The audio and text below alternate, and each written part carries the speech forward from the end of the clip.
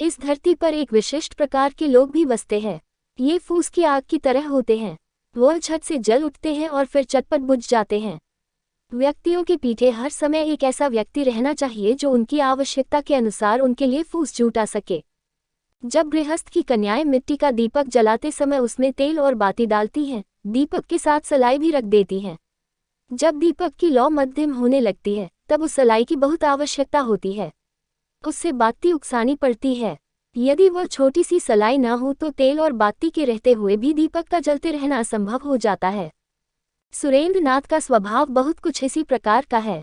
उसमें बल, बुद्धि और आत्मविश्वास सभी कुछ है, लेकिन वह अकेला कोई काम पूरा नहीं कर सकता। जिस प्रकार वह उत्साह के साथ थोड़ा सा काम कर सकता है, उसी तरह अलसा कर बाकी का सारा काम अधूरा छोड़कर चुपचाप बैठ भी सकता है, और उस समय उसे ऐसे व्यक्ति की आवश्यकता होती है जो अधूरे काम को पूरा करने की प्रेरणा दे। सुरेंद्र के पिता सुदूर पश्चिम में वकालत करते हैं। बंगाल के साथ उनका कोई अधिक संबंध नहीं है। वहीं पर सुरेंद्र ने 20 वर्ष की उम्र में M.A. पास किया था, कुछ तो अपने गुणों से और कुछ अपनी विमाता के गुणों से। सुरेंद्र की विमाता ऐसे परिश्रम और लगन से उसके पीछे लगी रहती है कि अनेक अवसरों पर वह ये नहीं समझ पाता कि स्वयं उसका भी कोई स्वतंत्र व्यक्तित्व है या नहीं। सुरेंद्र नाम का कोई स्वतंत्र प्राणी इस संसार में रहता है या नहीं। विमाता की इच्छा ही मानव रूप धारण कर से उससे सोना, जागना, पढ़ना, लिखना, परीक्षाएं पास करना आदि सभी काम करा लेती है। यह विमाता अपनी संतान के प्रति बहुत कुछ उदासीन रहने पर भी सुरेंद्र के प्रति जितनी सतर्क रहती है, उसकी कोई सीमा नहीं है। उसका थूकना खखारना तक उसकी आंखों से नहीं छिप सकता। इस कर्तव्यपरायण नारी के शासन में रहकर सुरेंद्र ने पढ़ना लिखना तो सीख लिया, लेकिन आत्मनिर्भरता बिल्कुल नहीं सीखी। उसे अपने ऊपर रत्ती भर भी विश्वास नहीं है। उसे यह विश्वास नहीं है कि वह किसी भी काम को कुशलता से पूरा कर सकता है। मुझे कब किस चीज़ की आवश्यकता होगी और कब मुझे क्या काम करना होगा, इसके लिए वह भी निश्चित नहीं कर पाता कि मुझे क्या नींद आ रही है, भूख लग रही है। जब से उसने होश संभाला है, तब से अब तक के 15 वर्ष उसने विमाता पर निर्भर रहकर ही बिताए हैं, इसलिए विमाता को उसके लिए ढेर सारे काम करने पड़ते हैं। रात दिन के 24 घंटे में से 22 घंटे तिरस्कार, उलाहने, डांट फटकार और मुंह बिगाड़ने के कामों के साथ साथ परीक्षा में पास होने के लिए उसे अपनी निंद्रा सुख से हाथ धो लेना पड़ता है। भला अपनी सौत के लड़के के लिए कौन कब इतना करता है। मोहल्ले टोले के लोग एक मुख से राय गृहिणी की प्रशंसा करते हुए उधाते नहीं हैं। सुरेंद्र के प्रति उसके आंतरिक प्रयास में नाम के लिए भी कभी नहीं होती। यदि तिरस्कार और लांछना सुनने के बाद सुरेंद्र की आंखें और चेहरा लाल हो जाता तो राय गृहिणी उस ज्वर आने का लक्षण समझकर 3 दिन तक साबूदाना खाने की व्यवस्था कर देती। मानसिक विकास और शिक्षा दीक्षा की प्रगति के प्रति उनकी दृष्टि और भी अधिक पैनी थी। सुरेंद्र के शरीर पर साफ सुथरे या आधुनिक फैशन के कपड़े देखते ही वह साफ समझ लेती थी कि लड़का शौकीन बनने लगा है, बाबू बनकर रहना चाहता है, और उसी समय 2-3 सप्ताह के लिए सुरेंद्र के कपड़े के धोबी के घर जाने पर रोक लगा देती है।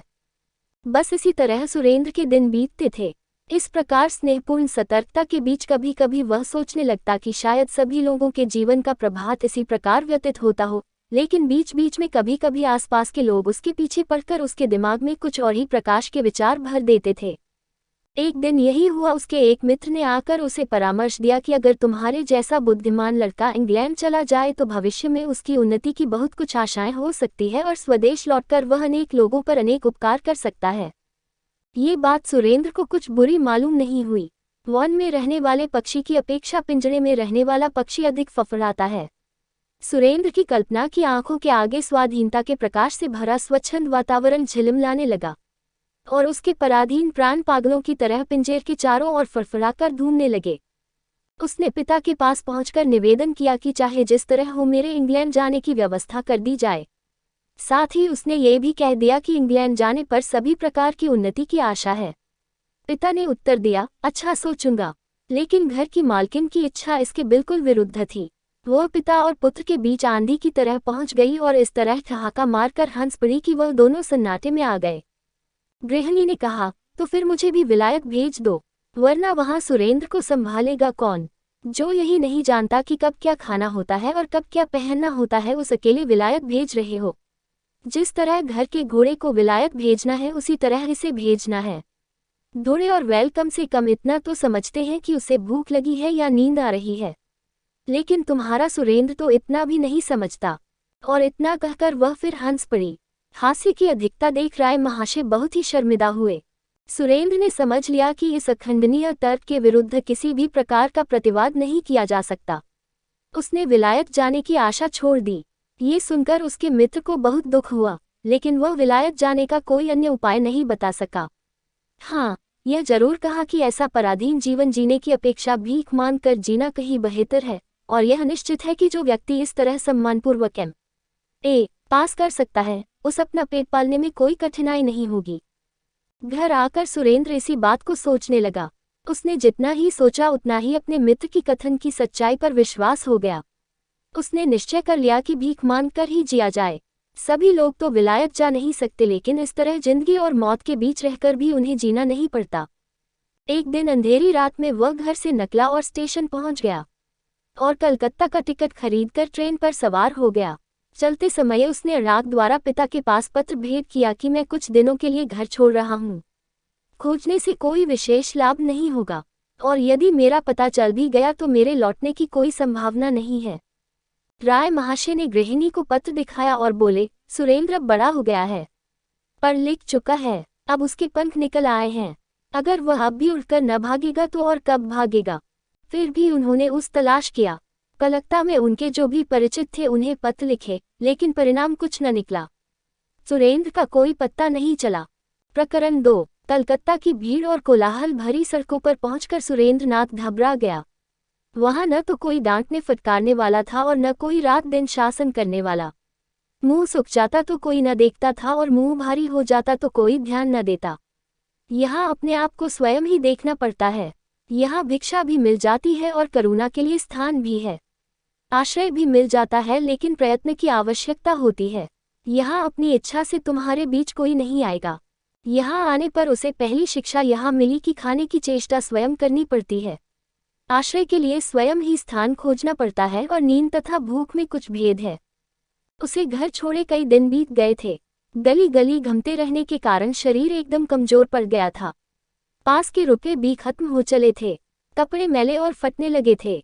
रात को सोने तक के लिए कहीं ठिकाना नहीं था। सुरेंद्र की आंखों में आंसू आ गए।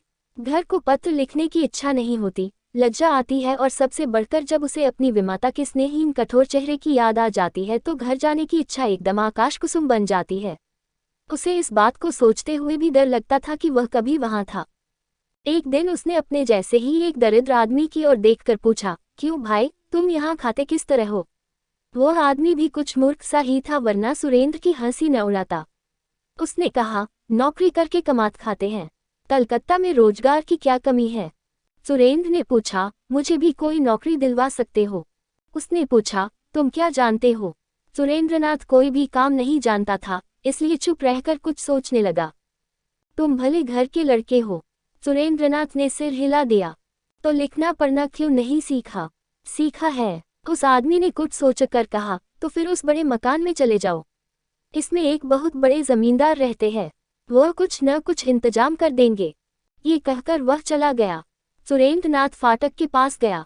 कुछ देर वहीं खड़ा रहा, फिर जरा पीछे हटा, एक बार फिर आगे बढ़ा और फिर पीछे हटाया। उस दिन कुछ भी न हुआ। दूसरा दिन भी इसी तरह बीत गया। 2 दिन में साहस संजोकर उसने किसी तरह फाटक में कदम रखा। सामने एक नौकर खड़ा था। उसने पूछा, क्या चाहत हो? बाबू साहब से। बाबू साहब घर पर नहीं है। सुरेंद्रनाथ का चेहरा खुशी से चमक उठा। एक बहुत ही मुश्किल काम से छुट्टी मिली। बाबू साहब घर पर नहीं है। नौकरी की बात, दुख की कहानी नहीं पड़ी। यही उसकी खुशी का कारण था। दूने उत्साह से लौटकर उसने दुकान पर बैठकर भरपेट भोजन किया। थोड़ी देर तक बड़ी प्रसन्नता से वह इधर उधर घूमता रहा और मन ही में वह सोचता रहा कि कल किस प्रकार बातचीत करने पर मेरा कुछ ठिकाना बन जाएगा। लेकिन दूसरे दिन वह उत्साह नहीं रहा। जैसे जैसे उस मकान के निकट पहुंचता गया, वैसे वैसे उसकी लौट चलने की इच्छा बढ़ती गई। फिर जब वह फाटक के पास पहुंचा तो पूरी तरह हतोत्साहित हो गया। उसके पैर किसी भी तरह अंदर की ओर बढ़ने के लिए तैयार नहीं थे। किसी भी तरह वह ये नहीं सोच पा रहा था कि आज वह स्वयं अपने लिए ही यहाँ आया है। ऐसा लग रहा था जैसे किसी ने ठेल ठाल कर उसे यहाँ भेज दिया है। लेकिन आज वह दरवाजे पर खड़ा रहकर और अधिक अपेक्षा नहीं करेगा, इसलिए अंदर चला गया। फिर उसी नौकर से भेंट हुई। उसने कहा, बाबू साहब घर पर हैं। आप उनसे भेंट करेंगे? हाँ, अच्छा तो चलिए। लेकिन यह और भी कठिनाई हुई। जमींदार साहब का मकान बहुत बड़ा है। बड़े सलीके से साहबी ढंग से साज सामान सजे हुए हैं। कमरे पर कमरे, संगमरमर की सीढ़ियां, हर कमरे में झाड़ फानूस और उस पर सुर्ख कपड़े के गिलाफ शोभा पा रहे हैं। दीवारों पर लगे हुए बड़े बड़े शीशे, न जाने कितने चित्र और फोटोग्राफ। दूसरों के लिए ये सब चीजें चाहे जैसे आए हो, लेकिन सुरेंद्र के लिए नई नहीं थी, क्योंकि उसके पिता का घर भी कोई निर्धन की कुटिया नहीं है, और चाहे जो कुछ भी हो, लेकिन वो दरिद्र पिता के आश्रय में पलकर इतना बड़ा नहीं हुआ है। सुरेंद्र सोच रहा था कि उस आदमी की बात जिसे साथ भेंट करने के लिए और जिससे प्रार्थना करने के लिए वह जा रहा है, कि वह क्या प्रश्न करेंगे और मैं क्या उत्तर दूंगा। लेकिन इतनी बात सोचने का समय नहीं मिला। मालिक सामने ही बैठे थे। सुरेंद्रनाथ से बोले, क्या काम है? आज 3 दिन से सुरेंद्र यही बात सोच रहा था, लेकिन इस समय वह सारी बातें भूल गया। बोला, मैं ब्रजनाथ लाहिरी पूर्व बंगला के जमींदार है। उनके सिर के 2-4 बाल भी पक गए हैं, और वह बाल समय के पहले नहीं, बल्कि ठीक उम्र में ही पके हैं। बड़े आदमी हैं, इसलिए उन्होंने फौरन सुरेंद्रनाथ के आने का उद्देश्य समझ लिया और पूछा, क्या चाहते हो? मुझे कोई एक क्या नौकरी? ब्रजराज बाबू ने कुछ मुस्कुरा कर कहा, ये तुमसे किने कहा कि मैं नौकरी दे सकता हूँ? रास्ते में एक आदमी से भेंट हुई थी, मैंने उससे पूछा था और उसने आपके बारे में। अच्छी बात है। तुम्हारा मकान कहाँ है? पश्चिम में। वहाँ तुम्हारे कौन है? सुरेंद्र ने सब कुछ बता दिया। वर्तमान स्थिति से सुरेंद्र ने एक नया ढंग सीख लिया था। अटकते अटकते बोला, मामूली नौकरी करते हैं, लेकिन क्योंकि उससे काम नहीं चलता इसलिए तुम भी कुछ कमाना चाहते हो। जी हाँ। यहाँ कहाँ रहित हो? कोई जगह निश्चित नहीं है। जहाँ तहाँ। ब्रज बाबू को दया आ गई। सुरेंद्र को बैठाकर उन्होंने कहा, तुम अभी बच्चे हो, इस उम्र में तुम घर छोड़ने को विवश हुए तो ये जानकर दुख होता है। हालांकि मैं तो तुम्हें कोई नौकरी नहीं दे सकता, लेकिन कुछ ऐसा उपाय कर सकता हूँ कि तुम्हारी कुछ व्यवस्था हो जाए। अच्छा। सुरेंद्र जाने लगा। उसे जाते देख ब्रज बाबू ने उसे फिर बुलाकर पूछा, तुम्हें और कुछ नहीं पूछना है? बस इतने से ही तुम्हारा काम हो गया। तुमने यद तक जानने समझने को जरूरत नहीं समझी कि मैं तुम्हारे लिए क्या उपाय कर सकता हूँ। सुरेंद्र सकपकाया सा लौटकर खड़ा हो गया। ब्रज बाबू ने हंसते हुए पूछा, अब कहाँ जाओगे? किसी दुकान पर। वही भोजन करोगे? हाँ, रोजाना ऐसा ही करता हूँ। तुमने लिखना पढ़ना कहाँ तक सीखा है? यूं ही थोड़ा सा सीखा है। मेरे लड़कों को पढ़ा सकते हो? सुरेंद्र प्रसन्न होकर कहा, हाँ, पढ़ा सकता हूँ। ब्रज बाबू फिसहंस पड़े। उन्होंने समझ लिया कि दुख और गरीबी के कारण इसका दिमाग ठिकाने नहीं है, क्योंकि बिना ये जाने समझे ही कि किसे पढ़ाना होगा और क्या पढ़ाना हो, इस प्रकार प्रसन्न हो उठना उन्हें कोरा पागलपन ही जान पड़ा। उन्होंने कहा, अगर मैं कहूँ कि वह B.A. में पढ़ता है तो तुम किस तरह पढ़ा सकोगे? सुरेंद्र कुछ गंभीर हो गया। सोचकर बोला, किसी तरह काम चला ही लूंगा। ब्रज बाबू ने कुछ और नहीं कहा। नौकर को बुलाकर बोले, वंदु, इनके रहने के लिए जगह का इंतजाम कर दो और भोजन आदि की व्यवस्था भी कर दो। फिर वह सुरेंद्र की ओर देखकर बोले, संध्या के बाद मैं तुम्हें बुलवा लूंगा। तुम मेरे मकान में ही रहो। जब तक किसी नौकरी का इंतजाम न हो तब तक तुम मुझे में यहाँ रह सकते हो। दोपहर को जब ब्रज बाबू भोजन करने गए तो उन्होंने अपनी बड़ी लड़की माधवी को बुलाकर कहा, बेटी, एक गरीब आदमी को घर में रहने के लिए जगह दे दी है। वह कौन है बाबूजी? गरीब आदमी है, इसके अलावा और कुछ नहीं जानता। लिखना पढ़ना शायद कुछ जानता है, क्योंकि जब तुम्हारे बड़े भाई को पढ़ाने के लिए कहा तो वह राजी हो गया। जो B.A. क्लास को पढ़ाने का साहस कर सकता है वह कम से कम तुम्हारी छोटी बहन को तो जरूर ही पढ़ा सकेगा। मैं सोचता हूँ प्रमिला को वही पढ़ाया करे। माधवी ने इस पर कोई आपत्ति नहीं की। संध्या के बाद ब्रज बाबू ने उसे बुलाकर यही बात कह दी। दूसरे दिन से सुरेंद्रनाथ प्रमिला को पढ़ाने लगा। प्रमिला की उम्र 7 वर्ष की है। वह बोधोदय पढ़ती है। अपनी बड़ी दीदी माधवी से अंग्रेजी की पहली पुस्तक, मेढक की कहानी, तक पढ़ी थी। वह कॉपी, पुस्तक, स्लेट, पेंसिल, तस्वीर, लोजेंजस लाकर बैठ गई। डू नॉट मूव, सुरेंद्रनाथ ने कहा। डू नॉट मूव यानी हिलो मत। प्रमिला पढ़ने लगी, डू नॉट मूव, हिलो मत। इसके बाद सुरेंद्रनाथ ने उसकी ओर ध्यान देकर स्लेट खींच ली और पेंसिल लेकर उस पर कुछ अंक लिखने लगा। प्रॉब्लम पर प्रॉब्लम सॉल्व होने लगे और घड़ी में 7 के बाद 8 और 8 के बाद 9 बजने लगे। प्रमिला कभी इस करवट और कभी उस करवट होकर किताब के तस्वीरों वाले पन्ने उल्टती, कभी लेट जाती, कभी उठकर बैठ जाती, कभी मुंह में लोजेजस रखकर चूसने लगती, कभी बेचारे मेढक के सारे शरीर पर स्याही पोतती हुई पड़ती। डू नॉट मूव, हिलो मत। मास्टर साहब, हम अंदर जाए। जाओ। उसका सुबह का समय इसी प्रकार बीत जाता। लेकिन दोपहर का काम कुछ और ही तरह का था। ब्रज बाबू ने दया करके सुरेंद्रनाथ की नौकरी का प्रबंध करने के लिए कुछ भले लोगों के नाम पत्र लिख दिए थे। सुरेंद्रनाथ उन पत्रों को जेब में रखकर घर से निकल पड़ता। पता लगाकर उन लोगों के मकानों के सामने पहुंच जाता और देखता कि मकान कितना बड़ा है, उसमें कितने दरवाजे और खिड़कियां हैं, बाहर की ओर कितने कमरे हैं, मकान 2 मंजिला है या 3 मंजिला, सामने कोई रोशनी का खंभा है या नहीं, आदि। इसके बाद संध्या होने से पहले ही घर लौट आता। कलकत्ता आने पर सुरेंद्रनाथ ने कुछ पुस्तकें खरीदी थीं। उनके अलावा कुछ पुस्तकें घर से भी ले आया था। गैस की रोशनी में बैठकर वह उन्हीं पुस्तकों को पढ़ता रहता। ब्रज बाबू अगर कभी उससे काम धंधे की बात पूछते तो या तो वह चुप रह जाता या कह दिया करता कि उन सज्जन से भेंट नहीं हुई। प्रकरण 3। लगभग 4 वर्ष हुए। ब्रजराज बाबू की पत्नी का स्वर्गवास हो गया था। बुढ़ापे की पत्नी वियोग का दुख बूढ़े ही समझ सकते हैं, लेकिन इस बात को जाने दीजिए। उनकी लाडली बेटी माधवी इस 16 वर्ष की उम्र में अपना पति गंवा बैठी है। उससे अपना पति गंवा बैठी है। उससे ब्रजराज बाबू के बदन का आधा लहू सूख गया है। उन्होंने बड़े शौक और धूमधाम से अपनी कन्या का विवाह किया था। वो स्वयं धन संपन्न थे, इसलिए उन्होंने धन की ओर बिल्कुल ध्यान नहीं दिया। लड़के के पास धन संपत्ति है या नहीं, इसकी खोज नहीं की। केवल ये देखा कि लड़का लिख पढ़ रहा है, सुंदर है, सुशील है, सीधा साधा है। बस यही देखकर उन्होंने माधवी का विवाह कर दिया था। 11 वर्ष की उम्र में माधवी का विवाह हुआ था। 3 वर्ष तक यह अपने पति के यहाँ रही। प्यार, दुलार सब कुछ उसे मिला था, लेकिन उसके पति योगेंद्रनाथ जीवित नहीं रहे। माधवी के इस जीवन के सारे अरमानों पर पानी फेरकर और ब्रजराज बाबू के कलेजे में बरछी भूंककर वह स्वर्ग से धाए गए। मरने के समय जब माधवी फूट फूट कर रोने लगी, तब उन्होंने बहुत ही कोलम स्वर में कहा था, माधवी, मुझे इसी बात का सबसे अधिक डैख नहीं, डैख है तो इस बात का कि तुम्हें जीवन भर कष्ट भोगने पड़ेंगे। मैं तुम्हें आदर सम्मान कुछ भी तो नहीं दे सका। इसके बाद योगेंद्रनाथ के सीने पर आंसुओं की धारा बह चली थी। माधवी ने उनके आंसू पोंछते हुए कहा था, जब मैं फिर तुम्हारे चरणों में आकर मिलूं तब आदर मान देना। योगेंद्रनाथ ने कहा था, माधवी, जो जीवन तुम मेरे सुख के लिए समर्पित करती, वह जीवन अब सभी के सुख के लिए समर्पित कर देना। जिनके चेहरे पर डैख और उदासी दिखाई दे, उसी चेहरे को प्रफुल्लित करने का प्रयत्न करना। और क्या कहूँ माधवी। इसके बाद फिर आंसू मचलकर बहने लगे। माधवी ने उन्हें फिर पोंछ दिया, तुम सत्य पर रहना, तुम्हारे पुण्य प्रताप से ही मैं तुम्हें फिर पा सकूंगा। तभी में माधवी बिल्कुल बदल गई है।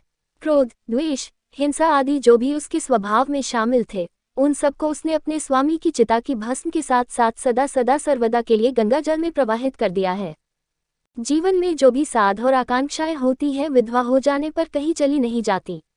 जब मन में कोई साध सिर उठाती है तो वह अपने स्वामी की बात सोचने लगती है। जब वह नहीं है तब फिर यह सब क्यों? किसके लिए दूसरों से दाह करूं? किससे लिए दूसरों की आंखों के आंसू बहाऊं? और वह सब हीन प्रवृत्तियां उसमें कभी थी भी नहीं। वह बड़े आदमी की बेटी है। ईर्ष्या द्वेष उसने कभी सीखा भी नहीं था। उसके बगीचे में बहुत से फूल खिलते हैं। पहले वह उन फूलों की माला गूंथकर अपने स्वामी के गले में पहनाती थी, लेकिन अब स्वामी नहीं है, इसलिए उसने फूलों के पेड़ पौधे कटवाए नहीं। अब भी उन पर उसी प्रकार फूल खिलते हैं, लेकिन वह धरती पर गिरकर मुरझा जाते हैं। अब वह उन फूलों की माला नहीं पिरोती, उन सबको इकट्ठा करके अंजुली भर भर कर दीन दुखियों के बांट देती है। जिनके पास नहीं है, उन्हीं को देती है। इसमें जरा भी कंजूसी नहीं करती, जरा भी मुंह भारी नहीं करती। जिस दिन ब्रज बाबू की पत्नी परलोक से धारी, उसी दिन से इस घर में कोई व्यवस्था नहीं रह गई थी। सभी लोग अपनी अपनी चिंता में रहते, कोई किसी की ओर ध्यान न देता। सभी के लिए एक एक नौकर मुकर्रर था। हर नौकर केवल अपने मालिक का काम करता था। रसोई घर में रसोया भोजन बनाता और एक बड़े अन्न सत्र की तरह सब अपनी अपनी पत्तल बिछाकर बैठ जाते। किसी को खाना मिल पाता, किसी को न मिल पाता। कोई इस बात को जानने का प्रयत्न भी न करता। लेकिन जिस दिन माधवी भादो मास की गंगा की तरह अपना रूप, स्नेह और ममता लेकर अपने पिता के घर लौट आई, उसी दिन से घर में एक नया बसंत लौट आया। सभी लोग उसे बड़ी बहन कहकर पुकारते हैं। घर का पालतू कुत्ता तक शाम को एक बार बड़ी बहन को अवश्य देखना चाहता है। मानो इतने आदमियों में से उसने भी एक को स्नेहमयी और दयामयी मनाकर चुन लिया है। घर के मालिक से लेकर नायब, गुमाश्ते, दास दासियां बड़ी दीदी पर ही निर्भर रहते हैं। कारण कुछ भी हो, लेकिन सभी के मन ये धारणा बैठ गई है कि बड़ी दीदी पर हमारा कुछ विशेष अधिकार है। स्वर्ग का कल्पतरू हम में से किसी ने कभी नहीं देखा, ये भी नहीं जानते कि कभी देख पाएंगे या नहीं, इसलिए उसके बारे में कुछ कह नहीं सकते। लेकिन ब्रज बाबू की गृहस्थी के सभी लोगों ने एक कल्पवृक्ष पा लिया है। उसी कल्पवृक्ष के नीचे आकर वह हाथ फैलाते हैं और मनचाही वस्तु पाकर हंसते हुए लौट जाते हैं। इस प्रकार के परिवार के बीच सुरेंद्रनाथ ने एक नए ढंग का जीवन व्यतीत करने का मार्ग देखा। जब सभी लोगों ने सारा भार एक ही व्यक्ति पर डाल रखा है तो उसने भी वैसा ही किया, लेकिन अन्य लोगों की अपेक्षा उसकी धारणा कुछ और ही प्रकार की है। वह सोचता है कि बड़ी दीदी नाम का एक जीवित पदार्थ इस घर में रहता है। वही सबको देखता सुनता है, सबके नाज नखरे बर्दाश्त करता है और जिस जिस चीज की आवश्यकता होती है वह उसे मिल जाती है। कलकत्ता की सड़कों पर धूम धूम कर उसने अपनी चिंता करने की आवश्यकता थोड़ी सी जानी समझी थी, लेकिन इस घर में आने पर वह इस बात को एकदम भूल गया कि कोई ऐसा दिन भी था जब मुझे स्वयं अपनी चिंता करनी पड़ी थी या भविष्य में फिर कभी करनी पड़ेगी। कुर्ता, धोती, जूता, छाता, घड़ी, जो कुछ भी चाहिए सभी उसके लिए हाजिर है। रुमाल तक कोई उसके लिए अच्छी तरह सजाकर रख जाता है। पहले कौतूहल होता था और वह पूछता था, ये सब चीजें कहाँ से आई? उत्तर मिलता, बड़ी दीदी ने भेजी है। आजकल जलपान की प्लेट तक देखकर वह समझ लेता है कि यह बड़ी दीदी ने ही बड़े प्रयत्न से सजाया है। गणित के प्रश्न हल करने बैठा तो एक दिन उसे कंपास का ख्याल आया। उसने प्रमिला से कहा, प्रमिला, बड़ी दीदी के यहाँ से कंपास लाओ। बड़ी दीदी को कंपास से कोई काम नहीं पड़ता, इसलिए उसके पास नहीं था, लेकिन उसने तत्काल ही आदमी को बाजार भेज दिया। संध्या को सुरेंद्रनाथ टहलकर लौटा तो उसने देखा टेबल पर वांछित वस्तु रखी है। दूसरे दिन सवेरे प्रमिला ने कहा, मास्टर साहब, बड़ी बहन ने वह भेज दिया है। इसके बाद बीच बीच में एक आध चीज ऐसी मांग बैठता जिसके लिए माधवी बड़ी संकट में पड़ जाती। बहुत खोज करती तब कहीं जाकर प्रार्थना पूरी कर पाती, फिर भी यह कभी न कहती कि मैं ये चीज नहीं दे सकूंगी। कभी वह अचानक ही प्रमिला से कह बैठता, बड़ी दीदी से 5 पुरानी धोतियां ले आओ, भिखारियों को देनी है। नई और पुरानी धोतियां छांटने की फुर्सत माधवी को हर समय नहीं रहती, इसलिए वह पहनने की ही 5 धोतियां भेज देती और फिर ऊपर की खिड़की से देखती कि 4-5 गरीब जय जयकार करते चले जा रहे हैं। उन लोगों को कपड़े मिल गए हैं। सुरेंद्रनाथ के इस प्रकार के छोटे मोटे आवेदन रूपी अत्याचार नित्य ही माधवी को सहने पड़ते, लेकिन धीरे धीरे माधवी को इन सब बातों का ऐसा अभ्यास हो गया कि अब उसे कभी ख्याल ही नहीं आता कि उसके घर में कोई नया आदमी आकर नित्य प्रति के कामों में नई तरह के छोटे मोटे उपद्रव मचा रहा है। केवल यही नहीं, इस नए व्यक्ति के लिए आजकल माधवी को बहुत ही सतर्क रहना पड़ता है। काफी खोज खबर लेनी पड़ती है। यदि वह अपनी जरूरत की सभी चीजें स्वयं मांग लिया करता तो माधवी की मेहनत आधी कम हो जाती, लेकिन सबसे बड़ी चिंता की बात यह है कि वह अपने लिए कभी कोई चीज मांगता ही नहीं। पहले माधवी यह नहीं जान सकी कि सुरेंद्रनाथ उदासीन प्रकृति का आदमी है। सुबह की चाय ठंडी हो जाती और वह पीता ही नहीं। जलपान को छूने तक का उसे ध्यान न रहता। कभी कभी कुत्ते की खिला देता। खाने बैठता तो खाने की चीजों का रत्ती भर भी सम्मान न करता, एक और हटाकर नीचे डालकर छिपाकर रख जाता, जैसे उसे कोई भी चीज न रुचती हो। नौकर चाकर कहते, भास्कर साहब तो पागल हैं, न कुछ देखते हैं न कुछ जानते हैं, बस किताब लिए बैठे रहते हैं। ब्रज बाबू बीच बीच में पूछते कि नौकरी की कोई व्यवस्था हुई या नहीं। सुरेंद्र इस प्रश्न का कुछ यूं ही सा उत्तर दे दिया करता। माधवी यह सब बातें अपने पिता से सुनती और समझ जाती कि मास्टर साहब नौकरी पाने का रत्ती भर प्रयत्न नहीं करते, इच्छी भी नहीं है, जो कुछ मिल गया है उसी से संतुष्ट हैं। सवेरे 10 बजे ही बड़ी बहन की ओर से स्नान और भोजन का तकाजा आ जाता। अच्छी तरह भोजन न करने पर बड़ी दीदी की ओर से प्रमिला आकर शिकायत कर जाती। अधिकृता तक किताब लिए बैठे रहने पर नौकर आकर गैस की चाबी बंद कर देता। मना करने पर अनसुना कर देता। कहता, बड़ी बहन का हुक है। एक दिन माधवी ने अपने पिता से हंसते हुए कहा, बाबूजी, जैसी प्रमिला है ठीक वैसे ही उसके मास्टर साहब हैं। क्यों बेटी, दोनों ही बच्चे हैं। जिस तरह प्रमिला नहीं समझती कि उसे कब किस चीज की आवश्यकता है, कब खाना चाहिए, कब क्या काम करना उचित है, उसके मास्टर भी वैसे ही हैं। अपनी आवश्यकताओं को नहीं जानते, फिर भी असमय ऐसी चीज मांग बैठते हैं कि होशहवास ठीक रहने की हालत में कोई व्यक्ति उसे नहीं मांग सकता। ब्रज बाबू कुछ समझ नहीं सके, माधवी के मुंह की ओर देखते रहे। माधवी ने हंसे हुए पूछा, तुम्हारी बेटी प्रमिला समझती है कि उसे कब किस चोट की जरूरत है? नहीं समझती, और असमय उत्पात करती है। हाँ, सो तो करती है। मास्टर साहब भी ऐसा ही करते हैं। ब्रज बाबू ने हंसते हुए कहा, मालूम होता है कि लड़का कुछ पागल है। पागल नहीं है, जान पड़ता है किसी बड़े आदमी के लड़के हैं। ब्रज बाबू ने चकित होकर पूछा, कैसे जाना? माधवी जानती नहीं थी, केवल समझती थी। सुरेंद्र अपना एक भी काम स्वयं नहीं कर सकता था, वो हमेशा दूसरों पर निर्भर रहता था। अगर कोई दूसरा कर देता है तो काम हो जाता है, और अगर नहीं करता तो नहीं होता। कार्य करने की क्षमता न होने के कारण ही माधवी उसे जान गई है। वो सोचती है कि आरंभ से ही उसमें काम करने की आदत नहीं है। विशेष रूप से उसके नए ढंग से खाना खाने के तरीकों ने माधवी को और भी अधिक चकित कर दिया है। खाने की कोई सी चीज़ उसे अपनी ओर पूरी तरह आकर्षित नहीं कर पाती। कोई भी चीज़ वह भरपेट नहीं खाता, किसी चीज़ के खाने की रुचि नहीं होती। उसका ये बूढ़ों जैसा वैराग्य, बच्चों जैसी सरलता, पागलों जैसी उपेक्षा। कोई खाने को दे देता है तो खा लेता है, नहीं देता तो नहीं खाता। ये सब माधवी को बहुत ही रहस्यपूर्ण जाने पड़ता है, और इसलिए उसके मन में उसके प्रति दया और करुणा जाग उठी है। वह किसी की ओर देखता नहीं, इसका कारण लज्जा नहीं, बल्कि उसे आवश्यकता ही नहीं होती, इसलिए वह किसी की भी ओर नहीं देखता। लेकिन जब उसे आवश्यकता होती है तो उसे समय और असमय का ध्यान ही नहीं रहता। एकदम बड़ी दीदी के पास उसका निवेदन आ पहुंचता है। उसे सुनकर माधवी मुस्कुराती और सोचती कि यह आदमी बिल्कुल बालकों जैसा सरल सीधा सादा है। प्रकरण 4। मनोरमा माधवी की सहेली है। बहुत दिनों से उसने मनोरमा को कोई पत्र नहीं लिखा था। अपने पत्र का उत्तर न पाकर मनोरमा रूठ गई थी। आज दोपहर को कुछ समय निकालकर माधवी उसे पत्र लिखने बैठी थी। तभी प्रमिला ने आकर पुकारा, बड़ी दीदी। माधवी ने सिर उठाकर पूछा, क्या है री? मास्टर साहब का चश्मा कहीं खो गया है, एक चश्मा दो। माधवी हंस पड़ी, बोली, जाकर अपने मास्टर साहब को कह दे कि क्या मैंने चश्मों की कोई दुकान खोल रखी है। प्रमिला दौड़कर जगाने लगी तो माधवी ने उसे पुकारा, कहाँ जा रही है? उनसे कहने, इसके बजाय गुमाश्ता जी को बुला ला। प्रमिला जाकर गुमाश्ता जी को बुला लाई। माधवी ने उनसे कहा, मास्टर साहब का चश्मा खो गया है, उन्हें एक अच्छा सा चश्मा दिलवा दो। गुमाश्ता जी के चले जाने के बाद वह फिर मनोरमा को पत्र लिखने लगी। पत्र के अंत में उसने लिखा, प्रमिला के लिए बाबूजी ने एक टीचर रखा है, उसे आदमी भी कह सकते हैं और छोटा बालक भी कह सकते हैं। ऐसा जान पड़ता है कि इससे पहले वह घर से बाहर कभी नहीं रहा, संसार का कुछ भी नहीं जानता। अगर उसका ध्यान न रखा जाए, उसकी देख रेख न की जाए तो पल भर भी उसका काम नहीं चल सकता।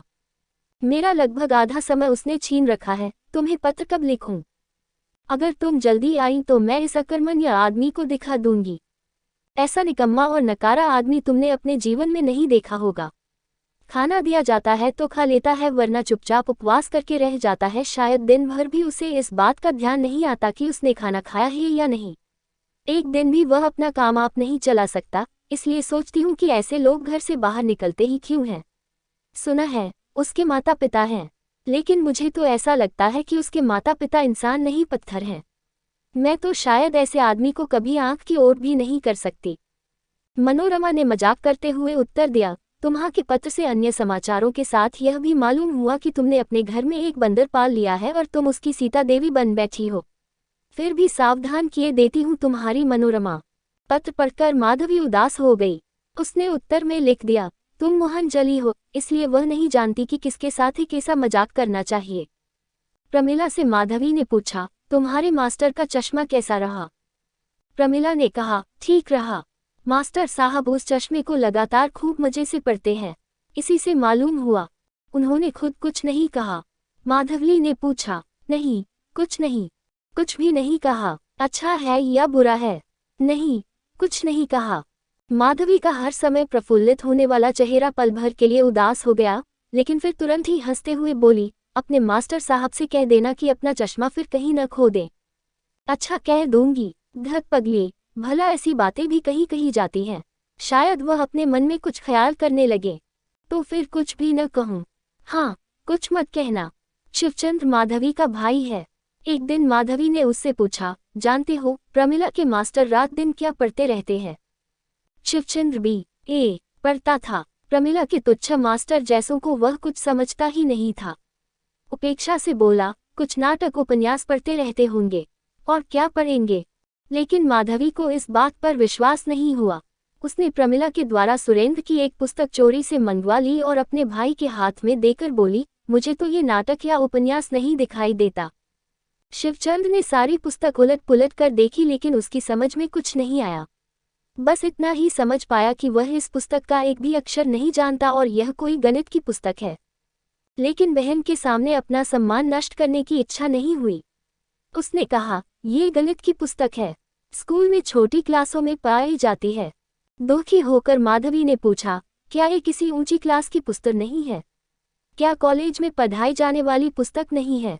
शिवचंद ने रूखे स्वर से उत्तर दिया, नहीं, बिल्कुल नहीं। लेकिन उस दिन से शिवचंद सुरेंद्रनाथ के सामने कभी नहीं पढ़ता। उसके मन में ये डर बैठ गया है कि कहीं ऐसा न हो कि वह कोई बात पूछ बैठे जिससे सारी बातें खुल जाएं और फिर पिता की आज्ञा से उसे भी सवेरे प्रमिला के साथ मास्टर साहब के पास कॉपी पेंसिल लेकर बैठना पड़े। कुछ दिन बाद माधवी ने पिता से कहा, बाबूजी, मैं कुछ दिनों के लिए काशी जाऊंगी। ब्रज बाबू चिंतित हो उठे, क्यों बेटी, तुम काशी चली जाओगी तो इस गृहस्थी का क्या होगा? माधवी हंसकर बोली, मैं लौट आऊंगी, हमेशा के लिए थोड़े ही जा रही हूँ। माधवी तो हंस पड़ी लेकिन पिता की आंखें छलक उठी। माधवी ने समझ लिया कि ऐसा कहना उचित नहीं हुआ। बात संभालने के लिए बोली, सिर्फ कुछ दिन घूम आऊंगी। तो चली जाओ, लेकिन बेटी यह गृहस्थी तुम्हारे बिना नहीं चलेगी। मेरे बिना गृहस्थी नहीं चलेगी। चलेगी क्यों नहीं बेटी, जरूर चलेगी, लेकिन उसी तरह जिस तरह पतवार के टूट जाने पर नाव बहाव की ओर चलने लगती है। लेकिन काशी जाना बहुत ही आवश्यक था। वहां उसकी विधवा नंद अपने इकलौते बेटे के साथ रहती है। उसे एक बार देखना जरूरी है। काशी जाने के दिन उसने हर एक को बुलाकर गृहस्थी का भार सौंप दिया। किसी दासी को बुलाकर पिता, भाई और प्रमिला की विशेष रूप से देखभाल करने की हिदायत दी, लेकिन मास्टर साहब के बारे में किसी से कुछ नहीं कहा। ऐसा उसने भूलकर साहब के बारे में किसी से कुछ नहीं कहा। ऐसा उसने भूलकर नहीं बल्कि जानबूझकर किया था। इस समय उस पर उसे गुस्सा भी आ रहा था। माधवी ने उसके लिए बहुत कुछ किया है, लेकिन इस समय उसने मुंह से एक शब्द भी कहकर कृतज्ञता प्रकट नहीं की। इसलिए माधवी विदेश जाकर इस निकम्मे, संसार से अनजान और उदासीन मास्टर को जतलाना चाहती है कि मैं भी कोई चीज हूँ। जरा सा मजाक करने में हर्ज ही क्या है? ये देख लेके में हानि ही क्या है? उसके यहाँ न होने पर मास्टर के दिन किस तरह कटते हैं। इसलिए वह काशी जाते समय किसी से सुरेंद्र के संबंध में कुछ भी नहीं कह गई। सुरेंद्रनाथ उस समय कोई प्रॉब्लम सॉल्व कर रहा था। प्रमिला ने कहा, रात को बड़ी बहन काशी चली गई। प्रमिला की बात उसके कानों तक नहीं पहुंची। उसने इस बात पर कोई ध्यान नहीं दिया। लेकिन 3 दिन के बाद जब उसने देखा कि 10 बजे भोजन के लिए कोई आग्रह नहीं करता, किसी दिन 1 और 2 बज जाते हैं। नहाने के बाद धोती पहनते समय पता चलता है कि धोती पहले की तरह साफ नहीं है। जलपान की प्लेट पहले की तरह सजाई हुई नहीं है। रात को गैस की चाबी बंद करने के लिए अब कोई नहीं आता। पढ़ने की झोंक में रात के 2 और 3 बज जाते हैं। सुबह जल्दी नींद नहीं खुलती। उठने में देर हो जाती है। दिन भर नींद आंखों की पलकें छोड़कर जाना ही नहीं चाहती और शरीर मानो बहुत ही शिथिल हो गया है। तब उसे पता चला कि इस गृहस्थी में कुछ परिवर्तन हो गया है। जब इंसान को गर्मी महसूस होती है तब वह पंखे की तलाश करता है। सुरेंद्रनाथ ने पुस्तक पर से नजर हटाकर पूछा, क्यों प्रमिला, क्या बड़ी बहन यहाँ नहीं है? उसने कहा, वो काशी गई है। ओह, तभी तो। 2 दिन के बाद उसने अचानक प्रमिला की ओर देखकर पूछा, बड़ी बहन कब आएगी? सुरेंद्रनाथ ने फिर पुस्तक की ओर ध्यान लगाया दिया और भी 5 दिन बीत गए। सुरेंद्रनाथ ने पेंसिल पुस्तक के ऊपर रखकर पूछा, प्रमिला, 1 महीने में और कितने दिन बाकी हैं? बहुत दिन। पेंसिल उठाकर सुरेंद्रनाथ ने चश्मा उतारा, उसके दोनों शीशे साफ किए और फिर खाली आंखों से पुस्तक की ओर देखने लगा। दूसरे दिन उसने पूछा, प्रमिला, तुम बड़ी बहन की चिट्ठी नहीं लिखती? लिखती क्यों नहीं? जल्दी आने के लिए नहीं लिखा? नहीं। सुरेंद्रनाथ ने गहरी सांस लेकर कहा, तभी तो। प्रमिला बोली, मास्टर साहब, अगर बड़ी बहन आ जाए तो अच्छा होगा। हाँ, अच्छा होगा। आने के लिए लिख दूं? हाँ, लिख दो। सुरेंद्रनाथ ने खुश होकर कहा, आपके बारे में भी लिख दूं? लिख दो। उसे लिख दो कहने में किसी प्रकार की दुविधा महसूस नहीं हुई, क्योंकि वह कोई भी लोक व्यवहार नहीं जानता। उसकी समझ में यह बात बिल्कुल नहीं आई कि बड़ी बहन से आने के लिए अनुरोध करना उसके लिए उचित नहीं है। सुनने में भी अच्छा नहीं लगता, लेकिन जिसके न रहने से उसे बहुत कष्ट होता है और जिसके न होने से उसका काम नहीं चलता, उसे आने के डरा भी अनुचित प्रतीत नहीं हुआ। इस संसार में जिन लोगों में कौतूहल कम होता है वह साधारण मानव समाज से कुछ बाहर होते हैं। जिस दिल में साधारण लोग रहते हैं, उस दल के साथ उन लोगों का मेल नहीं बैठता। साधारण लोगों के विचारों से उनके विचार नहीं मिलते। सुरेंद्रनाथ के स्वभाव में कौतूहल शामिल नहीं है। उसे जितना जानना आवश्यक होता है वह बस उतना ही जानने की चेष्टा करता है। इससे बाहर अपनी इच्छा से एक कदम भी नहीं रखना चाहता। इसके लिए उसे समय भी नहीं मिल पाता, इसलिए उसे बड़ी बहन बारे में कुछ भी मालूम नहीं था। इस परिवार में उसके इतने दिन बीत गए। 3 महीनों तक अपना सारा भार बड़ी दीदी पर छोड़कर अपने दिन बड़े सुख से बिता दिए। लेकिन उसके मन में ये जानने की रत्ती भर भी जिज्ञासा नहीं हुई कि बड़ी दीदी नाम का प्राणी कैसा है, कितना बड़ा है, उसकी उम्र क्या है, देखने में कैसा है, उसमें क्या क्या गुण हैं। वह कुछ भी नहीं जानता। जानने की इच्छा भी नहीं हुई और कभी ध्यान भी आया। सब लोग उसे बड़ी दीदी कहते हैं, सो वह भी बड़ी दीदी कहता है। सभी उस स्नेह करते हैं, उसका सम्मान करते हैं, वह भी करता है। उसके पास संसार की हर वस्तु का भंडार भरा पड़ा है। जो भी मांगता है उसे मिल जाता है, और यदि उस भंडार में से सुरेंद्र ने भी कुछ लिया है तो इसमें अचंभे की बात कौन सी है। बादलों का काम जिस तरह पानी बरसाना है, उसी तरह बड़ी दीदी का काम सबसो स्नेह करना और सबकी खोज खबर रखना है। जिस समय वर्षा होती है उस समय जो भी हाथ बढ़ता है उसी को जब मिल जाता है। बड़ी दीदी के सामने हाथ फैलाने भी पर जो मांगो मिल जाता है। जैसे वह भी बादलों की तरह नेत्रों, कामनाओं और आकांक्षाओं से रहित है। अच्छी तरह विचार करके उसने अपने मन में इसी प्रकार की धारणा बना रखी है। आज भी वह जान गया है कि उनके बिना उसका काम एक पल भी नहीं चल सकता। वह जब अपने घर था तब या तो अपने पिता को जानता था या विमाता को। वह ये भी समझता था कि उन दोनों के कर्तव्य क्या हैं। किसी बड़ी दीदी के साथ उसका कभी परिचय नहीं हुआ था, और जब से परिचय हुआ है तब से उसने उसे ऐसा ही समझा है। लेकिन बड़ी दीदी नाम के व्यक्ति को न तो वह जानता है और न पहचानता है। वह केवल उनके नाम को जाना है और नाम को ही पहचानता है। व्यक्ति का जैसे कोई महत्व ही नहीं है, नाम ही सब कुछ है। लोग जिस प्रकार अपने इष्ट देवता को नहीं देख पाते, केवल नाम से ही परिचित होते हैं, उसी नाम के आगे दुख और कष्ट के समय अपना संपूर्ण हृदय खोलकर रख देते हैं। नाम के आगे घुटने टेक कर दया की भिक्षा मांगते हैं। आंखों में आंसू आते हैं तो पोंछ डालते हैं और फिर सूनी सूनी नजरों से किसी को देखना चाहते हैं, लेकिन दिखाई नहीं देता।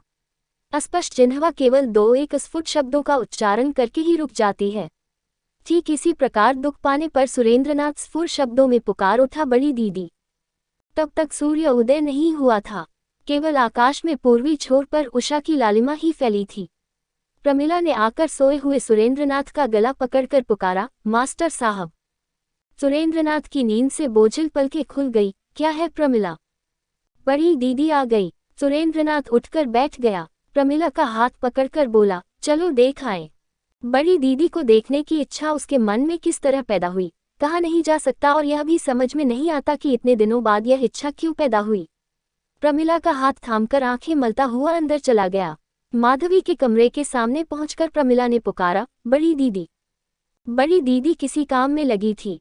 बोली, क्या है प्रमिला?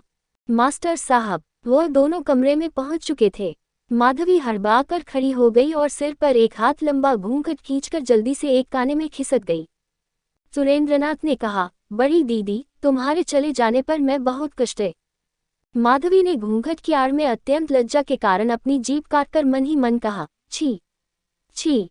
तुम्हारे चले जाने पर। माधवी मन ही मन कह उठी, कितनी लज्जा की बात है। फिर धीरे से बड़ी नरमी से बोली, प्रमिला, मास्टर साहब से बाहर जाने के लिए कह दे। प्रमिला छोटी होने पर भी अपनी बड़ी दीदी के व्यवहार को देखकर समझ गई कि ये काम अच्छा नहीं हुआ। बोली, चलिए मास्टर साहब। सुरेंद्र कुछ देर हक्का बक्का खड़ा रहा, फिर बोला, चलो। वह अधिक बातें करना नहीं जानता था और अधिक बातें करना भी नहीं चाहता था।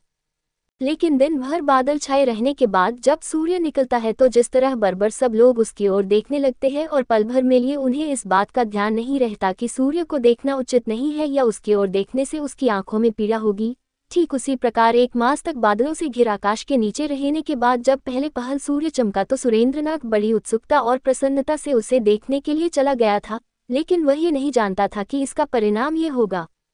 उसी दिन से उसकी देखरेख में कुछ कमी होने लगी। माधवी कुछ लजाने लगी, क्योंकि इस बात को लेकर बिंदुमती मौसी कुछ हंसी थी। सुरेंद्रनाथ भी कुछ संकुचित सा हो गया था। वह महसूस करने लगा था कि बड़ी दीदी का असीमित भंडार असीमित हो गया है। बहन की देखरेख और माता का स्नेह उसे नहीं मिल पाता, कुछ दूर दूर रहकर हट जाता है। एक दिन उसने प्रमिला से पूछा, बड़ी दीदी मुझसे कुछ नाराज है? हाँ, क्यों भला? आप उस दिन घर के अंदर इस तरह क्यों चले गए थे? जाना नहीं चाहिए था। क्यों इस तरह जाना होता है कहीं? बहन बहुत नाराज हुई थी। सुरेंद्रनाथ ने पुस्तक बंद करके कहा, यही तो। एक दिन दोपहर को बादल घिर आए और खूब जोरों की वर्षा हुई। ब्रजराज बाबू आज 2 दिन से मकान पर नहीं हैं, अपनी जमींदारी देखने गए हैं। माधवी के पास कोई काम नहीं था। प्रमिला बहुत शरारतें कर रही थी। माधवी ने कहा, प्रमिला अपनी किताब ला, देखो तो कहाँ तक पढ़ी है। प्रमिला एकदम काठ हो गई।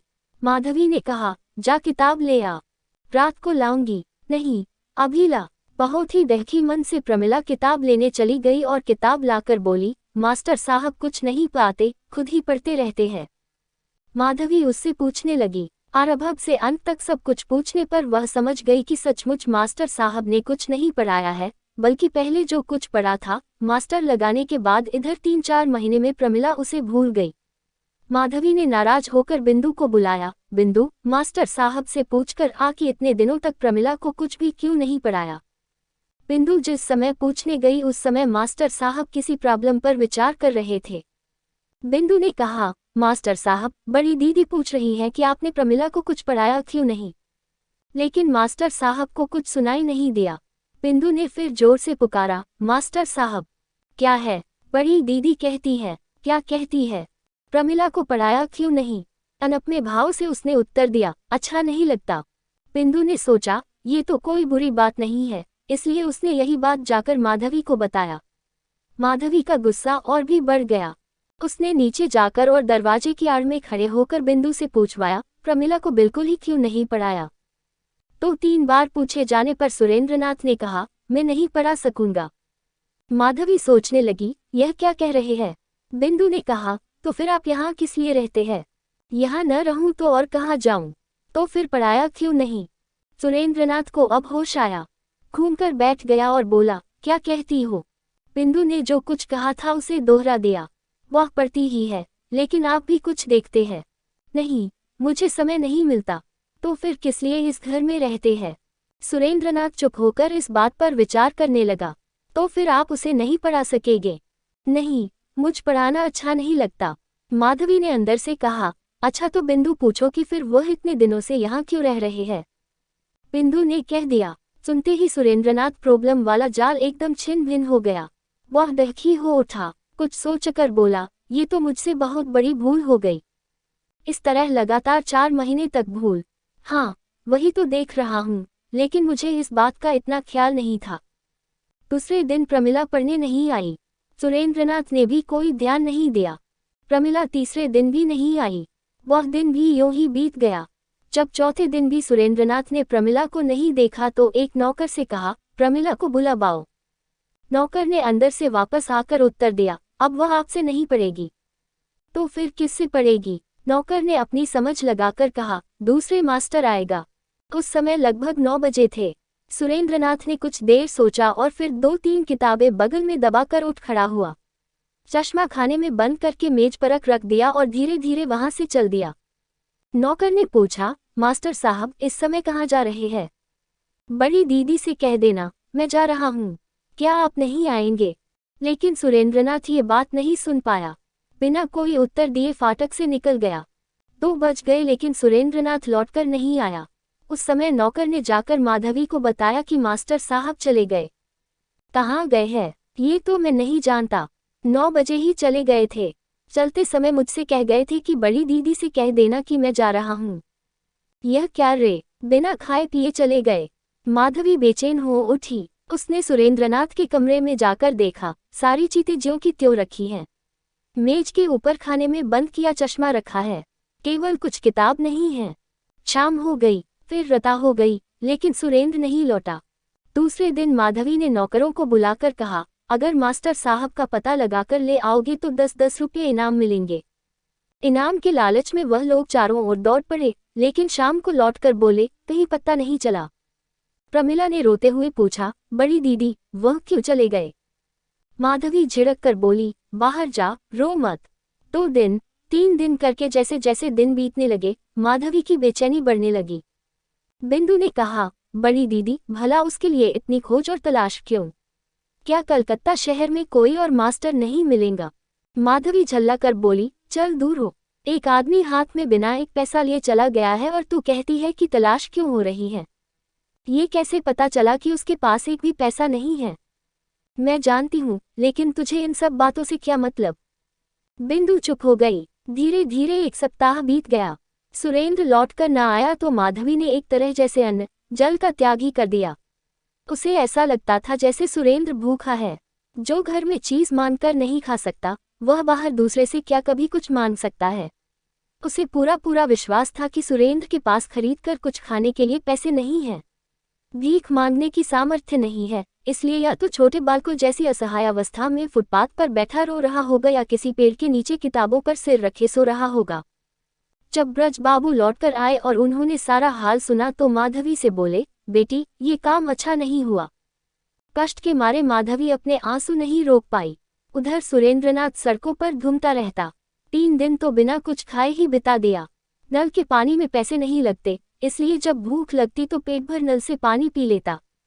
एक दिन रात को भूख और थकान से निढाल होकर वह काली घाट की ओर जा रहा था। कहीं सुन लिया था कि वहां खाने को मिलता है।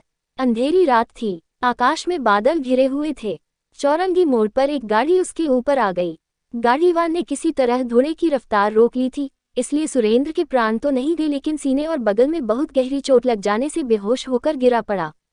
पुलिस उसे गाड़ी पर बैठाकर अस्पताल ले गई।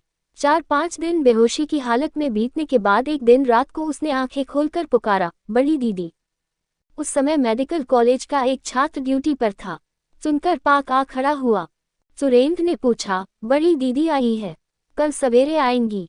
दूसरे दिन सुरेंद्र को होश तो आ गया, लेकिन उसने बड़ी दीदी की बात नहीं की। बहुत तेज बुखार होने के कारण दिन भर छटपटाते रहने के बाद उसने एक आदमी से पूछा, क्या मैं अस्पताल में हूँ? हाँ। क्यों? आप गाड़ी के नीचे दब गए थे।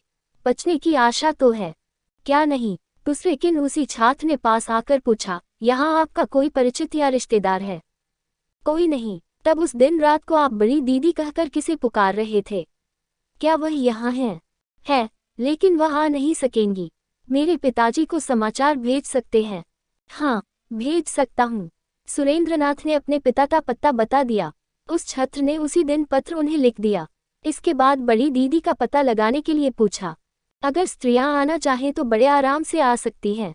हम लोग उनका व्यवस्था कर सकते हैं। आपकी बड़ी दीदी का पता मालूम हो जाए तो उनके पास भी समाचार भेज सकते हैं, उसने कहा। सुरेंद्रनाथ ने कुछ देर तक सोचने के बाद ब्रज बाबू का पता बता दिया।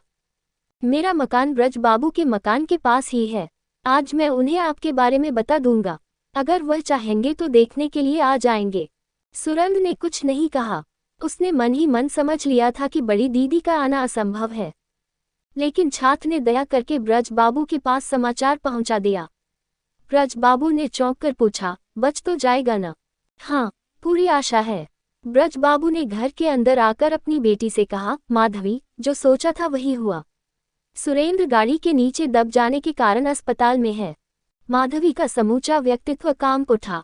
उसने तुम्हारा नाम लेकर बड़ी दीदी कहकर पुकारा था। उसे देखने चलोगी? उसी समय पास वाले कमरे में प्रमिला ने न जाने क्या गिरा किया। खूब जोर से झंझाहट की आवाज हुई। माधवी दौड़कर उस कमरे में चली गई। कुछ देर बाद लौटकर बोली, आप देख आइए, मैं नहीं जा सकूंगी।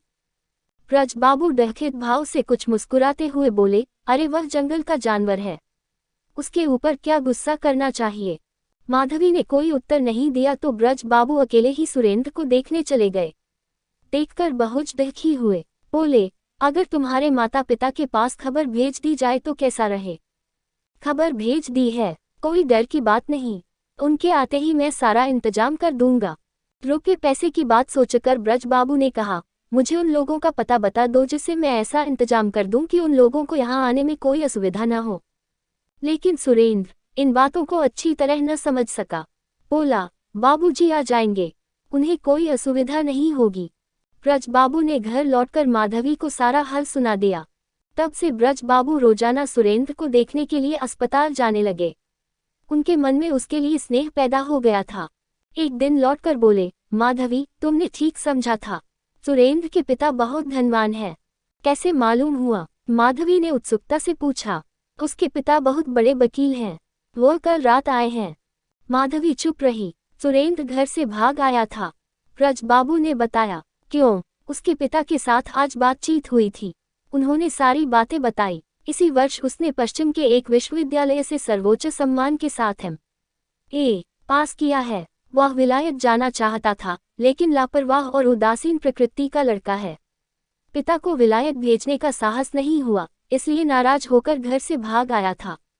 अच्छा हो दाने पर वह उसे घर ले जाएंगे। निश्वास रोककर और उमड़ते हुए आंसुओं को पीकर माधवी ने कहा, यही अच्छा है।